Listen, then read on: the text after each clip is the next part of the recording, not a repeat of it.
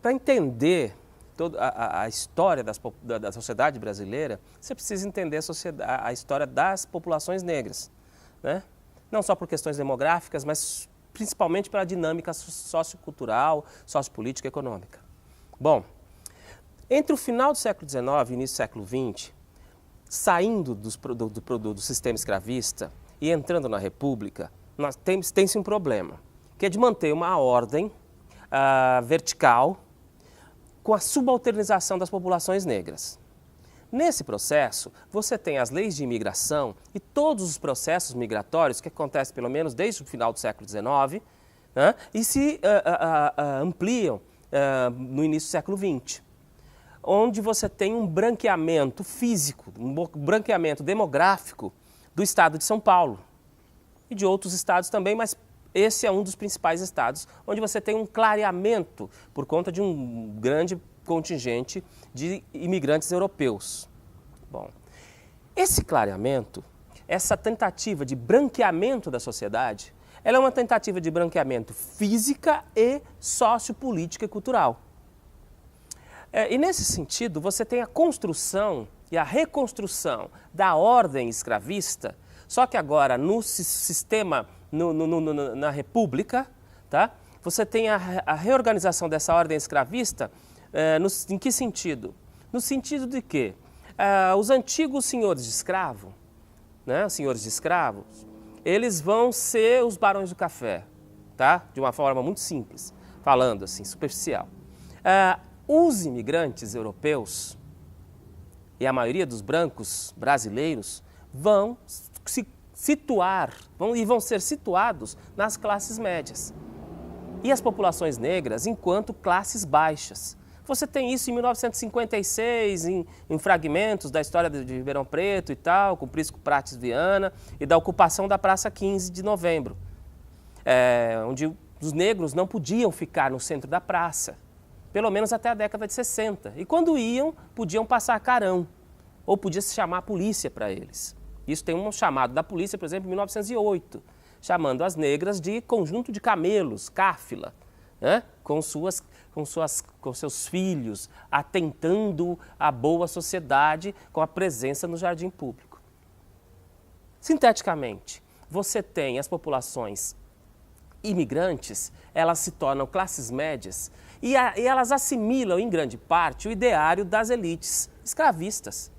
E essa mentalidade escravista que vem do sistema escravocrata e se mantém durante a República, inclusive até hoje com grande força, com todas as diferenças. E nesse sentido, as populações negras na sociedade como um todo são excluídas. E excluídas no sentido de na década de 30, uma senhora dizer que a família dela melhorou de vida e que a vida ficou boa, quando o pai dela se tornou lixeiro. Isso em 1930. Por quê? Porque durante todo o século XX, né, e aí, principalmente na primeira metade do século XX, até 1970 pelo menos, aí eu estou indo adiante, você tem as populações negras excluídas quase que absolutamente do processo econômico. E aqui em Ribeirão Preto, no estado de São Paulo em geral, mas em Ribeirão Preto também em particular, os negros não tinham emprego. Eles eram excluídos economicamente, eram excluídos culturalmente, no sentido de não poder participar de lugares como restaurantes, da praça, da praça, ter suas religiões perseguidas, sua cultura, enfim, não podiam existir enquanto seres humanos de fato. E o que fazer? As populações negras, ao contrário do que é construído na narrativa histórica e nas ciências humanas de uma maneira geral, ao contrário do que se pensa, as populações negras não ficaram soltas, perdidas ou sem construir nada. As populações negras construíram processos históricos, vamos dizer, paralelos a esse processo da exclusão, para superar a exclusão e para se incluírem de maneira positiva na sociedade. E nesse sentido é que você tem, aqui em Ribeirão Preto, pelo menos 12 organizações negras, desde 1900 até 1950. Para organizar bailes, para organizar relações de ajuda mútua, para organizar clubes de futebol.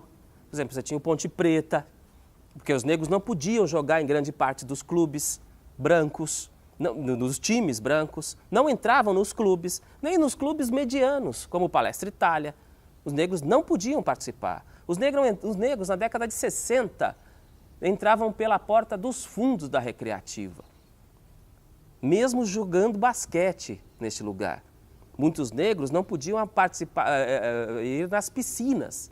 Então, com essa exclusão quase que absoluta e esse tratamento, inclusive de escolas públicas de ensino médio, né, com essa exclusão muito forte das populações negras, elas construíram alternativas. E essas alternativas vêm com as organizações negras, com times de futebol, sociedades de baile, organização de bailes, organização de homenagens, fortalecimento do patrimônio histórico-cultural, da memória dessas populações negras. Como, por exemplo, você homenagear um negro velho, um negro de 96 anos, na década de 1950, que tinha sido escravizado, né? E naquele momento, em 1950, durante um baile, você tem essa homenagem a esse negro.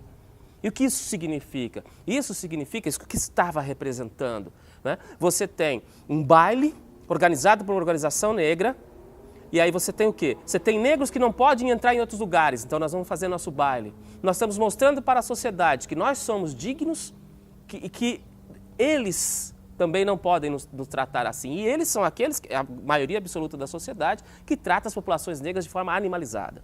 Você tem a demonstração da força, da capacidade de resistência, mas principalmente o estabelecimento de formas de existência que as populações negras construíram com todas essas organizações e com essas 12 organizações negras, pelo menos, né, na cidade de Ribeirão Preto.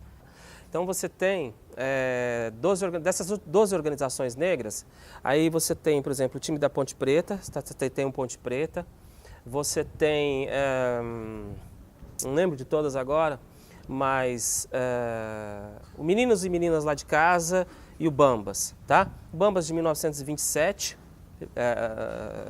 e o Meninos e Meninas lá de casa de 1934. Bom, olha só, para que serviam e como funcionavam, né? Como atuavam, né? de forma geral, essas organizações negras. Isso faz parte da minha dissertação de mestrado, né? Que virou livro, Revivências Negras e tal. Estou falando para as pessoas depois terem referência, irem buscar, né? Bom, mais do que organizar o carnaval, a escola de samba, né? Mais do que organizar baile, mais do que organizar time de futebol, mais do que organizar ações de ajuda mútua, mais do que organizar homenagens a membros da comunidade, mais do que lutar contra o racismo, né? Então, na verdade o que eu estou dizendo, você tem essas organizações negras atuando em diversas formas para afirmar a humanidade das populações negras. Então, se você faz homenagens aos sujeitos da comunidade, se você cria espaços de sociabilidade positiva, né, e de trocas de valores, de conhecimentos, de fortalecimento de vínculos para essas sociedades, para essas populações negras. Se você, no caso dos bailes, no caso dos times de futebol, se você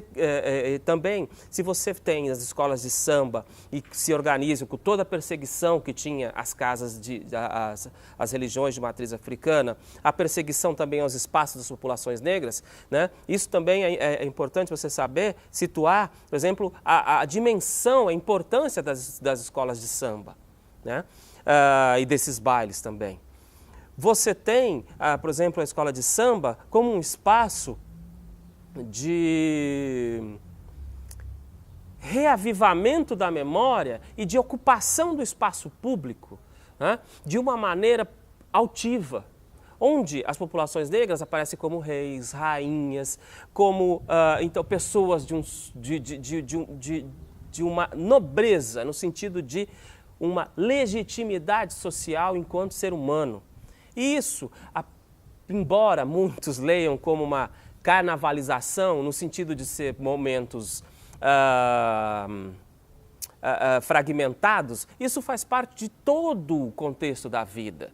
Uma escola de samba, ela não sai no carnaval, ela existe e se mostra para a população em geral no carnaval. Entretanto, a organização da mesma dura o ano inteiro. E por isso, para você saber disso, para você viver isso, você tem que chegar mais próximo e, no mínimo, sair das narrativas estereotipadas, estigmatizadas, acerca da capacidade, né, da política, cultural e econômica das populações negras. Então, essas organizações negras, elas vêm nesse sentido, né, de alternativas políticas de organização desses negros. E esses negros, então, eles não vão ter sedes em um ponto, pelo menos. A maioria absoluta das populações negras só vai trabalhar em trabalhos temporários e muito precarizados. Então, você tem a possibilidade econômica efetiva das populações negras extremamente reduzida. Enquanto isso, não vai acontecer com as populações claras, e principalmente com os descendentes de imigrantes. Em 1930, no estado de São Paulo, a Verena Stolke, em Cafeicultura,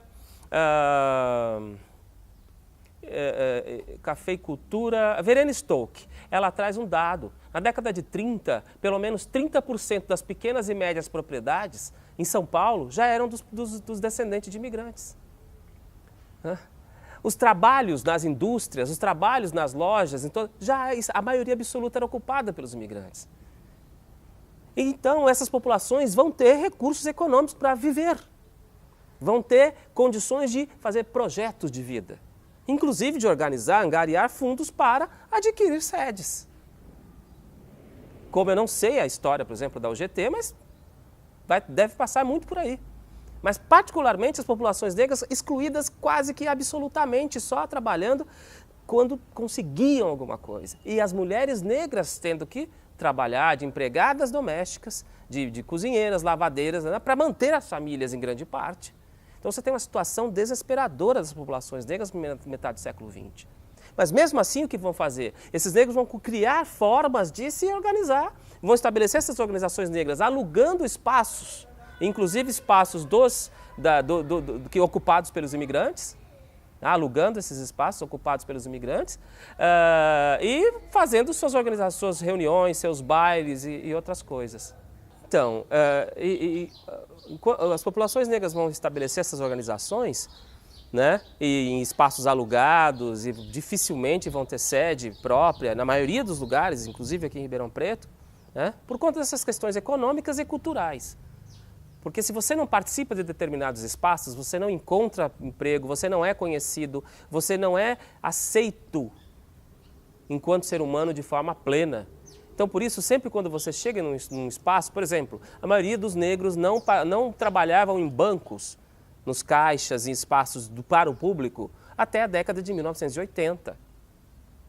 Os negros estavam ao fundo, escondidos, ou então à frente como subalternos absolutos, fazendo a limpeza e o trabalho pesado. E isso tem a ver com essa estruturação, essa hierarquização da sociedade brasileira e das instituições oficiais e não oficiais da sociedade brasileira, que não percebiam, ou quando não se percebia, a reprodução do racismo. E nesse sentido é que eu digo que a UGT, em partes, vai reproduzir o racismo. E vai reproduzir o racismo onde você pode procurar em quase todas as imagens que tiver da UGT, das direções, dificilmente você vai achar negros. Se achar. Aí eu já não tenho esses dados absolutos. Mas tenho uma hipótese muito forte de que você não vai achar negros nas direções. Dificilmente você vai ter negros. Se tiver e vão ser exceções, enfim. Né? Mas isso em que sentido vem? Vem no sentido, e aí essas populações, os anarcossindicalistas, os imigrantes, eles eram racistas por convicção? Não tem esse julgamento. Mas você tem a reprodução de processos racistas, de valores e normas racistas, de percepção do negro e colocação do negro no espaço da subalternidade. E nesse sentido, as populações negras não vão se ver contempladas absolutamente nessas organizações, como, por exemplo, a UGT, de forma completa. Você é colocado à margem, você continua à margem e sua história não vale. Não vale no sentido de, já vem aqueles negros quererem requebrar. Samba, candomblé, umbanda, macumba, imoralidade. Assim era visto, por exemplo, o maxixe. Uma mistura de ritmos, né? Uma adequação. Assim você imagina as polícias e também a boa sociedade, né? Não sei se é polícia, mas a boa sociedade, aqueles que têm então o ideário racista regendo suas relações, vão colocar as formas as práticas culturais das populações negras, as práticas culturais de matriz africana, como práticas culturais imorais, inumanas, irracionais, perigosas, imorais. Então os negros vão precisar, as populações negras, construir organizações para mostrar e para viver sua humanidade com todas suas referências identitárias, suas memórias e histórias de maneira plena. E também para se ajudarem de fato mutuamente e terem autonomia nas organizações e não ficarem em posições subalternas. Todos esses processos precisam ser entendidos para a gente entender, perceber e compreender melhor essas relações entre a UGT na década de 60 e as populações negras. Senão você não entende de fato o porquê dessas relações todas e coloca os negros como puro oportunistas, como meros oportunistas. E essa é um viés muito limitado da percepção histórica, né? E da dinâmica social. Então precisa se situar as populações negras de fato nos processos históricos para perceber a década de 60 e as relações dos negros com a UGT, com a sociedade como um todo, com outras instituições, né? Melhor. Então por isso, e essa é a importância de conhecer história e cultura afro-brasileira e indígena também, que até hoje ainda não estão contadas essas histórias.